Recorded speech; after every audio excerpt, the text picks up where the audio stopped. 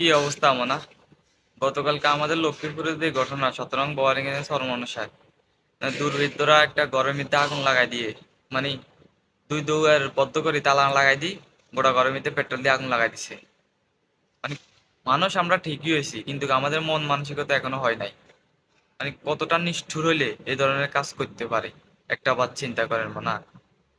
মানুষ অপরাধ করতে পারে, সে যদি অপরাধী হয়ে থাকে তাহলে দেশের বিচার আছে, আইন আছে, আদালত আছে, কোর্ট আছে, তার বিচার সেখানে হবে, বিচারের ব্যবস্থা সেখানে হবে। কিন্তু এইভাবে আপনি তার যে হোক না কেন, এভাবে তার ঘরের মধ্যে আগুন লাগাই দিই, তার দুইটা দরজা, দোনো দরজার মধ্যে তালা লাগাই দিই, মানে তারে মারি হেলানোর চেষ্টা।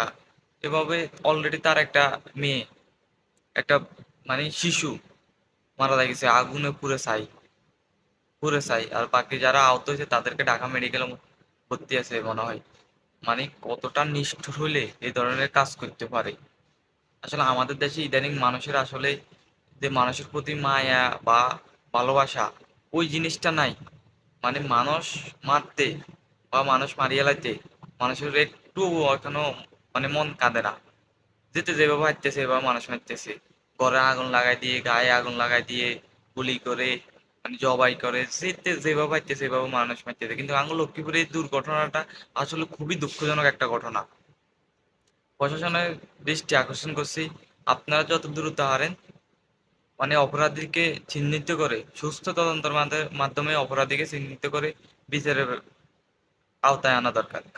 মানে আমাদের লক্ষ্মীপুরে এই অবস্থা, এটা খুবই দুঃখজনক একটা বিষয় আসলে, খুবই দুঃখজনক। আহ, মানুষ আমরা ঠিকই হয়েছি, কিন্তু আমাদের মন মানসিকতা এখনো ঠিক হয় নাই।